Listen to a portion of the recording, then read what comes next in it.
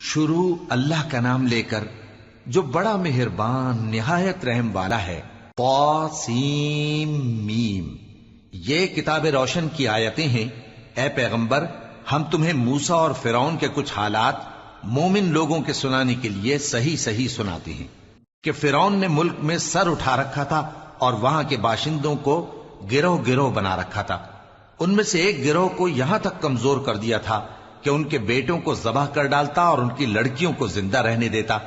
بے شک وہ مفسدوں میں تھا، اور ہم چاہتے تھے کہ جو لوگ ملک میں کمزور کر دیے گئے ہیں ان پر احسان کریں اور ان کو پیشوا بنائیں اور انہیں ملک کا وارث بنائیں، اور ملک میں ان کو قدرت دیں، اور فرعون اور حامان اور ان کے لشکر کو وہ چیز دکھا دیں جس سے وہ ڈرتے تھے۔ اور ہم نے موسیٰ کی ماں کی طرف وحی بھیجی کہ اس کو دودھ پلاؤ، پھر جب تم کو اس کے بارے میں کچھ خوف پیدا ہو تو اسے دریا میں ڈال دینا، اور نہ تو خوف کرنا اور نہ رنج کرنا، ہم اس کو تمہارے پاس واپس پہنچا دیں گے اور بعد میں اسے پیغمبر بنا دیں گے۔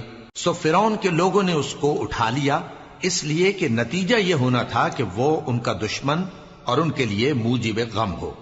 بے شک فرعون اور حامان اور ان کے لشکر غلطی پر تھے، اور فرعون کی بیوی نے کہا کہ یہ میری اور تمہاری دونوں کی آنکھوں کی ٹھنڈک ہے، اس کو قتل نہ کرنا، شاید یہ ہمیں فائدہ پہنچائے یا ہم اسے بیٹا بنا لیں، اور وہ انجام سے بے خبر تھے۔ اور موسیٰ کی ماں کا دل بے قرار ہو گیا، اگر ہم ان کے دل کو مضبوط نہ کر دیتے تو قریب تھا کہ وہ اس غم کو ظاہر کر دیتی۔ ہم چاہتے تھے کہ وہ مومنوں میں رہیں، اور والدہ موسیٰ نے اس کی بہن سے کہا کہ اس کے پیچھے پیچھے چلی جا، تو وہ اسے دور سے دیکھتی رہی، اور ان لوگوں کو کچھ خبر نہ تھی۔ اور ہم نے پہلے ہی سے اس پر دائیوں کے دودھ حرام کر دیے تھے۔ تو موسیٰ کی بہن نے کہا کہ میں تمہیں ایسے گھر والے بتاؤں کہ تمہارے لیے اس بچے کو پالیں اور اس کی خیر خواہی سے پرورش کریں۔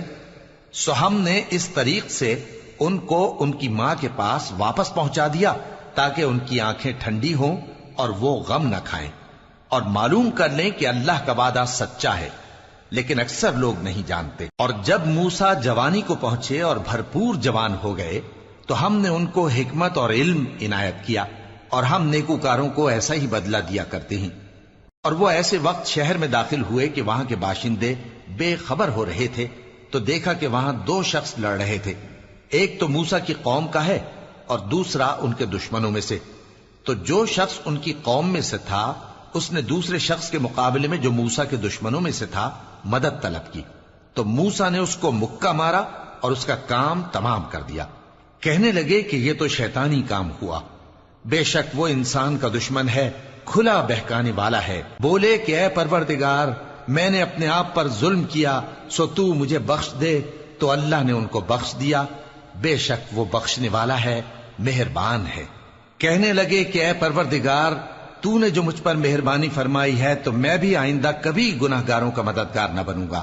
الغرض صبح کے وقت شہر میں ڈرتے ڈرتے داخل ہوئے کہ دیکھیں کیا ہوتا ہے، تو ناگہاں وہی شخص جس نے کل ان سے مدد مانگی تھی پھر ان کو پکار رہا ہے۔ موسیٰ نے اس سے کہا کہ تو بڑا بہکا ہوا ہے۔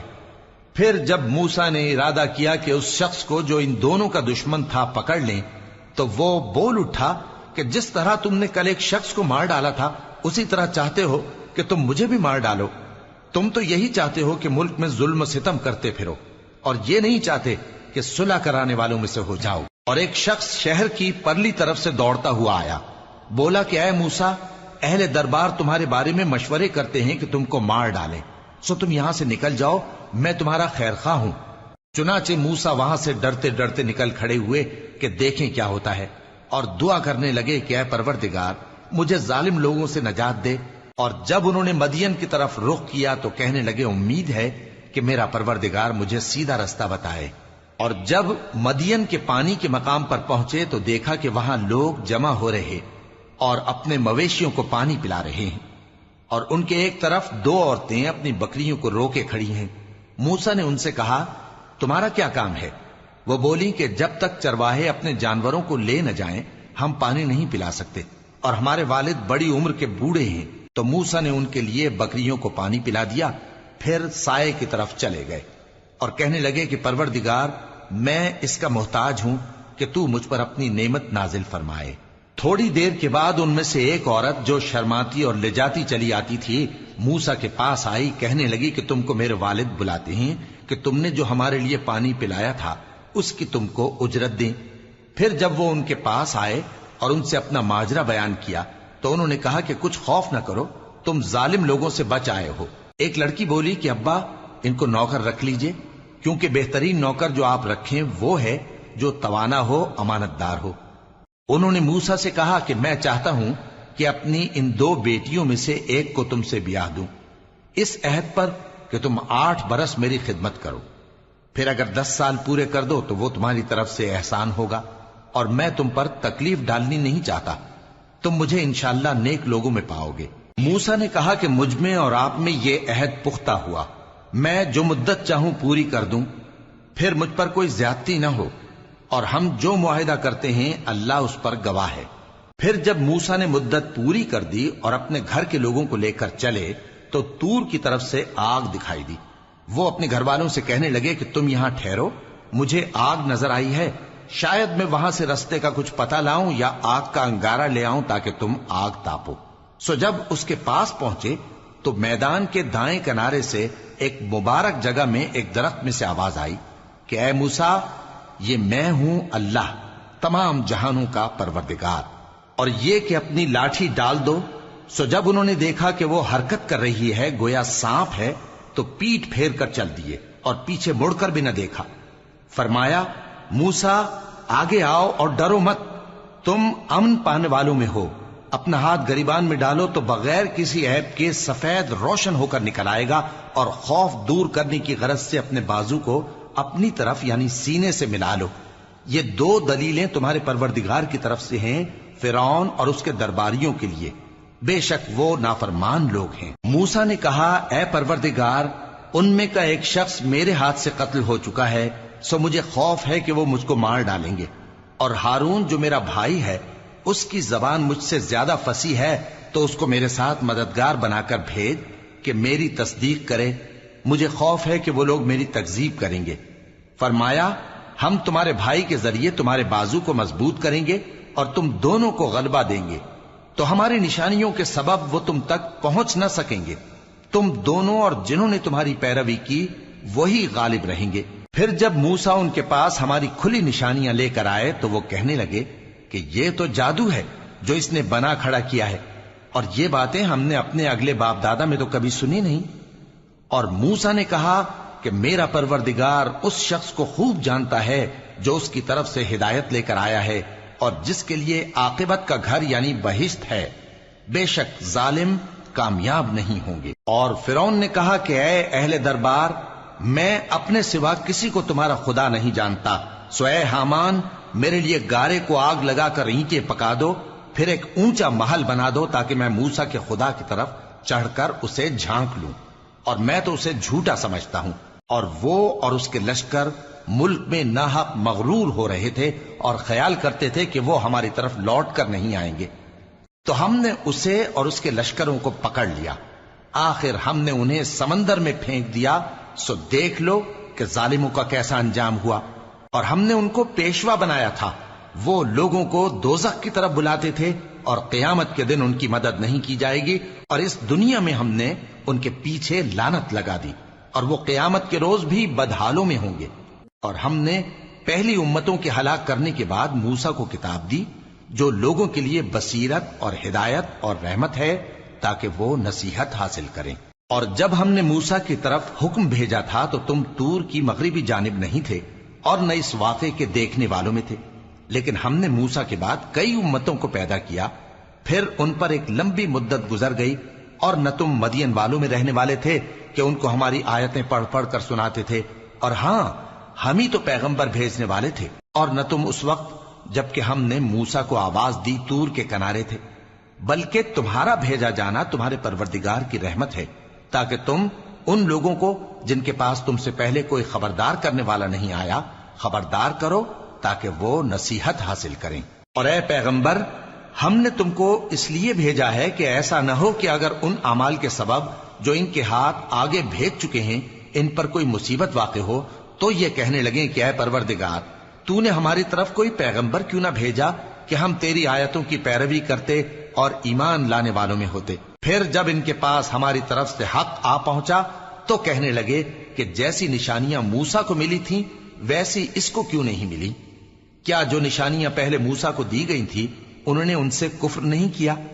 کہنے لگے کہ دونوں جادوگر ہیں ایک دوسرے کے موافق، اور بولے کہ ہم سب سے منکر ہیں۔ کہہ دو کہ اگر سچے ہو تو تم اللہ کے پاس سے کوئی اور کتاب لے آؤ جو ان دونوں کتابوں سے بڑھ کر ہدایت کرنے والی ہو، تاکہ میں بھی اسی کی پیروی کروں۔ پھر اگر یہ تمہاری بات قبول نہ کریں تو جان لو کہ یہ صرف اپنی خواہشوں کی پیروی کرتے ہیں، اور اس سے زیادہ کون گمراہ ہوگا جو اللہ کی ہدایت کو چھوڑ کر اپنی خواہش کے پیچھے چلے۔ بے شک اللہ ظالم لوگوں کو ہدایت نہیں دیتا، اور ہم پے در پے ان لوگوں کے پاس ہدایت کی باتیں بھیجتے رہے ہیں تاکہ نصیحت حاصل کریں۔ جن لوگوں کو ہم نے اس سے پہلے کتاب دی تھی وہ اس پر ایمان لے آتے ہیں، اور جب قرآن ان کو پڑھ کر سنایا جاتا ہے تو کہتے ہیں کہ ہم اس پر ایمان لے آئے۔ بے شک یہ ہمارے پروردگار کی طرف سے برحق ہے، اور ہم تو اس سے پہلے کے حکم بردار ہیں۔ ان لوگوں کو دگنا بدلہ دیا جائے گا کیونکہ صبر کرتے رہے ہیں اور بھلائی کے ساتھ برائی کو دور کرتے ہیں، اور جو مال ہم نے ان کو دیا ہے اس میں سے خرچ کرتے ہیں، اور جب بیہودہ بات سنتے ہیں تو اس سے منہ پھیر لیتے ہیں اور کہتے ہیں کہ ہم کو ہمارے اعمال اور تم کو تمہارے اعمال، تم کو سلام، ہم جاہلوں کو نہیں چاہتے۔ اے نبی، تم جس کو دوست رکھتے ہو اسے ہدایت نہیں کر سکتے، بلکہ اللہ ہی جس کو چاہتا ہے ہدایت کرتا ہے، اور وہ ہدایت پانے والوں کو خوب جانتا ہے۔ اور کہتے ہیں کہ اگر ہم تمہارے ساتھ ہدایت کی پیروی کریں تو اپنے ملک سے اچک لیے جائیں۔ کیا ہم نے ان کو حرم میں جو امن کا مقام ہے جگہ نہیں دی، جہاں ہر قسم کے میوے پہنچائے جاتے ہیں بطور رزق ہماری طرف سے؟ لیکن ان میں سے اکثر نہیں جانتے۔ اور ہم نے بہت سی بستیوں کو ہلاک کر ڈالا جو اپنی عیش والی زندگی میں اترا رہے تھے، سو یہ ان کے مکانات ہیں جو ان کے بعد آباد ہی نہیں ہوئے مگر بہت کم، اور ان کے بعد ہم ہی وارث ہوئے۔ اور تمہارا پروردگار بستیوں کو ہلاک نہیں کیا کرتا جب تک ان کے بڑے شہر میں پیغمبر نہ بھیج لے جو ان کو ہماری آیتیں پڑھ پڑھ کر سنائے، اور ہم بستیوں کو ہلاک نہیں کیا کرتے مگر اس حالت میں کہ وہاں کے باشندے ظالم ہوں۔ اور اے لوگو، جو چیز تم کو دی گئی ہے سو وہ دنیا کی زندگی کا فائدہ اور اس کی زینت ہے، اور جو اللہ کے پاس ہے وہ بہتر اور ہمیشہ باقی رہنے والی ہے۔ کیا تم سمجھتے نہیں؟ بھلا جس شخص سے ہم نے اچھا وعدہ کیا اور وہ اسے حاصل کرنے والا ہے، تو کیا وہ اس شخص کا سا ہے جس کو ہم نے دنیا کی زندگی کے فائدے سے بہرہ مند کیا، پھر وہ قیامت کے روز ان لوگوں میں ہو جو گرفتار کر کے حاضر کیے جائیں گے؟ اور جس روز اللہ ان کو پکارے گا سو کہے گا کہ میرے وہ شریک کہاں ہیں جن کا تمہیں دعویٰ تھا؟ تو جن لوگوں پر عذاب کا حکم ثابت ہو چکا ہوگا وہ کہیں گے کہ اے ہمارے پروردگار، یہ وہ لوگ ہیں جن کو ہم نے گمراہ کیا تھا، اور جس طرح ہم خود گمراہ ہوئے تھے اسی طرح ہم نے ان کو گمراہ کیا تھا۔ اب ہم تیری طرف متوجہ ہو کر ان سے بیزار ہوتے ہیں، یہ ہمیں نہیں پوچھتے تھے۔ اور کہا جائے گا کہ اپنے شریکوں کو بلاؤ، سو وہ ان کو پکاریں گے تو وہ ان کو جواب نہ دے سکیں گے، اور جب عذاب کو دیکھ لیں گے تو تمنا کریں گے کہ کاش وہ ہدایت یاب ہوتے۔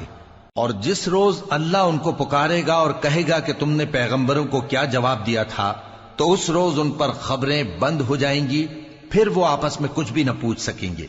سو رہا وہ شخص جس نے توبہ کی اور ایمان لایا اور عمل نیک کیے تو امید ہے کہ وہ کامیاب ہونے والوں میں ہو۔ اور تمہارا پروردگار جو چاہتا ہے پیدا کرتا ہے، اور جسے چاہتا ہے برگزیدہ کر لیتا ہے، ان کو اس کا اختیار نہیں ہے۔ یہ جو شرک کرتے ہیں اللہ اس سے پاک و بالاتر ہے، اور ان کے سینے جو کچھ مخفی کرتے ہیں اور جو یہ ظاہر کرتے ہیں تمہارا پروردگار اس کو جانتا ہے۔ اور وہی اللہ ایسا ہے کہ اس کے سوا کوئی معبود نہیں، دنیا اور آخرت میں اسی کی تعریف ہے اور اسی کا حکم چلتا ہے، اور اسی کی طرف تم لوٹائے جاؤ گے۔ کہو بھلا دیکھو تو اگر اللہ تم پر ہمیشہ قیامت کے دن تک رات کی تاریکی کیے رہے تو اللہ کے سوا کون معبود ہے جو تم کو روشنی لا دے؟ تو کیا تم سنتے نہیں؟ کہو کہ بھلا دیکھو تو اگر اللہ تم پر ہمیشہ قیامت تک دن کیے رہے تو اللہ کے سوا کون معبود ہے کہ تم کو رات لا دے جس میں تم آرام کرو؟ تو کیا تم دیکھتے نہیں؟ اور اس نے اپنی رحمت سے تمہارے لیے رات کو اور دن کو بنایا تاکہ تم اس میں آرام کرو اور اس میں اس کا فضل تلاش کرو اور تاکہ شکر کرو۔ اور جس دن وہ ان کو پکارے گا تو کہے گا کہ میرے وہ شریک جن کا تمہیں دعویٰ تھا کہاں ہیں؟ اور ہم ہر ایک امت میں سے ایک گواہ نکال لیں گے، پھر کہیں گے کہ اپنی دلیل پیش کرو، تو وہ جان لیں گے کہ سچ بات اللہ کی ہے اور جو کچھ وہ افطرا کیا کرتے تھے ان سے جاتا رہے گا۔ قارون موسیٰ کی قوم میں سے تھا، پھر وہ ان پر زیادتی کرنے لگا، اور ہم نے اس کو اتنے خزانے دیے تھے کہ ان کی کنجیاں ایک طاقتور جماعت کو اٹھانا مشکل ہوتی۔ جب اس سے اس کی قوم نے کہا کہ اترائیے مت، کہ اللہ اترانے والوں کو پسند نہیں کرتا، اور جو مال تم کو اللہ نے عطا فرمایا ہے اس سے آخرت کی بھلائی طلب کیجیے اور دنیا سے اپنا حصہ نہ بھلائیے، اور جیسی اللہ نے تم سے بھلائی کی ہے ویسی تم بھی لوگوں سے بھلائی کرو، اور ملک میں طالب فساد نہ ہو، کیونکہ اللہ فساد کرنے والوں کو دوست نہیں رکھتا۔ وہ بولا کہ یہ مال مجھے میرے ایک ہنر کے سبب ملا ہے۔ کیا اس کو معلوم نہیں تھا کہ اللہ نے اس سے پہلے بہت سی امتیں جو اس سے قوت میں بڑھ کر اور جمعیت میں بیشتر تھیں ہلاک کر ڈالی تھیں، اور گناہگاروں سے ان کے گناہوں کے بارے میں پوچھا نہیں جائے گا؟ تو ایک روز قارون بڑی آرائش اور ٹھاٹ سے اپنی قوم کے سامنے نکلا۔ جو لوگ دنیا کی زندگی کے طالب تھے کہنے لگے کہ جیسا مال و متاع قارون کو ملا ہے کاش ایسا ہی ہمیں بھی ملے، وہ تو بڑے نصیب والا ہے۔ اور جن لوگوں کو علم دیا گیا تھا وہ کہنے لگے کہ تم پر افسوس، مومنوں اور نیکوکاروں کے لیے جو ثواب اللہ کے ہاں تیار ہے وہ کہیں بہتر ہے، اور وہ صرف صبر کرنے والوں ہی کو ملے گا۔ پس ہم نے قارون کو اور اس کی حویلی کو زمین میں دھسا دیا، تو اللہ کے سوا کوئی جماعت اس کی مددگار نہ ہو سکی اور نہ وہ بدلہ لے سکا۔ اور وہ لوگ جو کل اس کے رتبے کی تمنا کرتے تھے صبح کو کہنے لگے ہائے شامت، اللہ ہی تو اپنے بندوں میں سے جس کے لیے چاہتا ہے رزق فراخ کر دیتا ہے اور جس کے لیے چاہتا ہے تنگ کر دیتا ہے۔